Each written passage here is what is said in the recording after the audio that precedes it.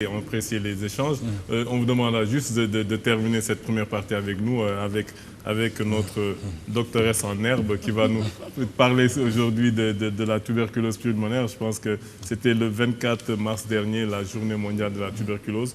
Donc, comment tu peux nous en parler sans nous faire trop peur?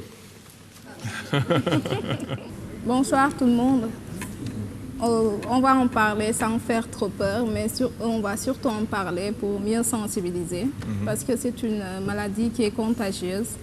Et une personne contaminée qui ne se traite pas peut transmettre la bactérie à 10-15 personnes en moyenne par année.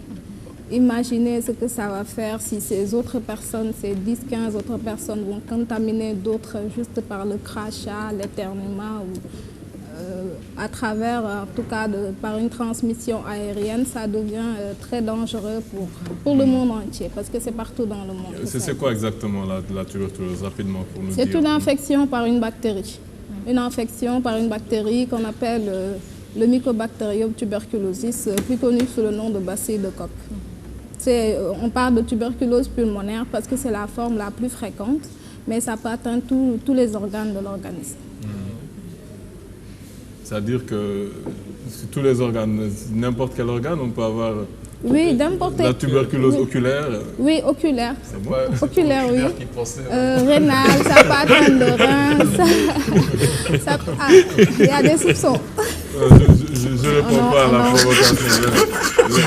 Laisse le petit frère parler. Les petits frères ont droit aux bêtises. Quand on a des doutes, il faut aller faire le frottis.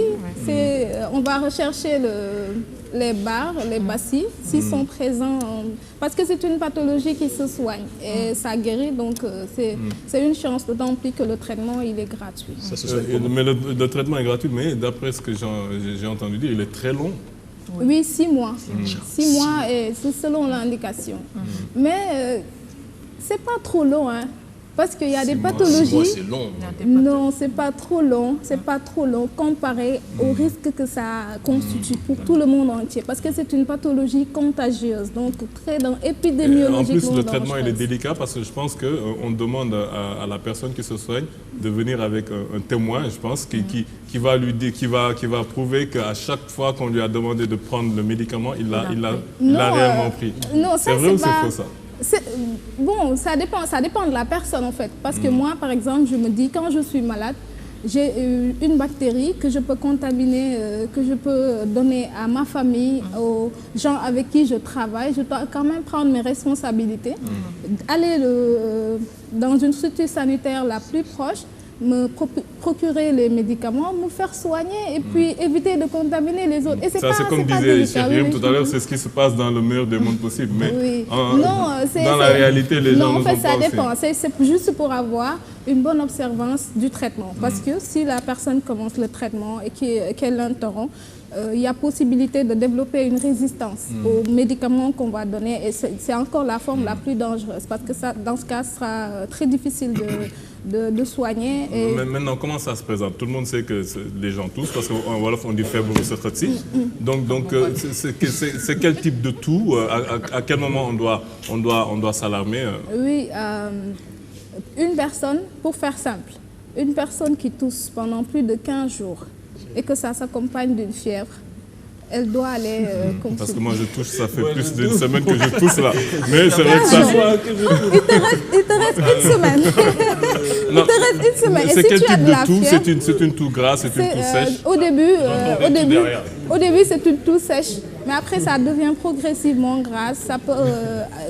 Il peut s'agir de glaire, parfois de sang. Mais ça, c'est juste peu révélateur, quoi. Parce que moi, peut-être que l'idée qu'on avait, c'était que quand c'est une toux sèche, il faut s'alarmer. Quand c'est une toux grasse, peut-être que... Non, la toux, au début, elle est sèche. Mais après, progressivement, elle devient grasse. Et il y a des glaires... Donc, voilà quoi. Et puis donc il ne faut pas te laisser distraire, hein, parce que c'est quelque chose de très sérieux. Oui, non, mais c'est du sérieux. Je vais être sérieuse. C'est Kémy qui perturbe. Non, il ne faut pas me s'il te plaît. Alors, quand une personne qui présente une toux fébrile pendant plus de 15 jours doit aller consulter. On n'a pas dit que c'est une tuberculose, mais ça peut être une tuberculose. Parfois, ça peut être une grippe Oui, ça peut être une simple grippe, ça peut être d'autres pathologies bactériennes, mais qui ne sont pas spécifiquement dues au bacille de Koch. Et voilà, maintenant, quand il s'y accompagne, qu'on soit très fatigué, qu'on ne mange pas et qu'on maigrit, là alors... Quelles sont les complications qu'on peut avoir? Parce que vous dites que ça se soigne, donc ça veut dire que les gens n'en meurent plus peut-être? Oui, les complications, c'est surtout... ça peut aller jusqu'à la mort, hein. Ça peut aller jusqu'à la mort parce qu'une personne qui reste malade sans se soigner, et puis quand la bactérie commence à remonter jusqu'au méninge, là ça devient la forme grave, ou bien qu'on attend de cracher du sang pour aller consulter, alors que c'est presque une sorte de complication. Et là encore, quand il y a beaucoup de sang, une hémoptysie cataclysmique, ça peut provoquer la mort subite. Et il y a risque de rechute aussi quand le traitement n'est pas bien conduit. C'est pourquoi d'ailleurs on amène de témoins.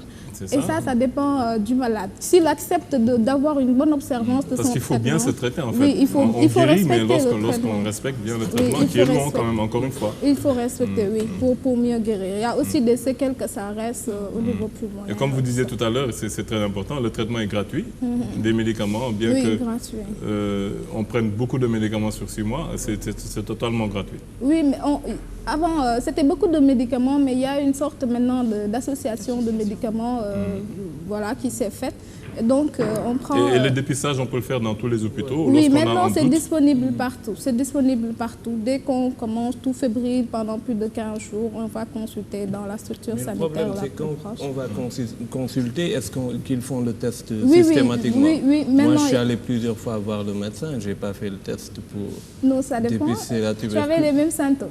Non, j'avais une bronchite. Je ne sais pas, ils ont dit que c'est une bronchite. Si c'est une bronchite, c'est parce que c'est une bronchite. Tu te cherches une tuberculose maintenant. Ah, mais non, mais il faut faire le test, je veux dire. Oui, tu peux aller faire volontairement. Tu peux aller faire. Juste pour terminer, parce qu'on a vraiment dépassé, c'est quoi la différence entre la tuberculose et la pleurésie? C'est pas la même chose ou bien? Non, c'est pas la même chose. Une pleurésie, ça peut être dû à beaucoup de germes, à beaucoup de types de bactéries, alors que la tuberculose, c'est juste le bacille de Koch qui le donne. Et pleurésie, c'est une forme de manifestation aussi d'infection par d'autres germes, contrairement à la tuberculose qui est spécifiquement due au bacille de Koch. Et le vaccin pour les enfants? Oui, le vaccin ici au Sénégal, il est systématique. Oui, mais pourquoi par exemple, quand on vaccine les bébés, quelque temps après, s'il n'y a pas qui disent le signe, ça n'a pas enflé, il n'y a pas eu une plaie, on demande à ce que le vaccin soit refait avec un test tuberculinique? Oui, normalement, quand on fait le vaccin, il doit y avoir. C'est ça qui montre en fait que voilà, le vaccin passe. Il faut qu'il y ait une sorte d'érythème au niveau du point de vaccination et après ça guérit tout seul. Donc nous avons été très heureux de nous avoir sur ce plateau, Mme Fatou.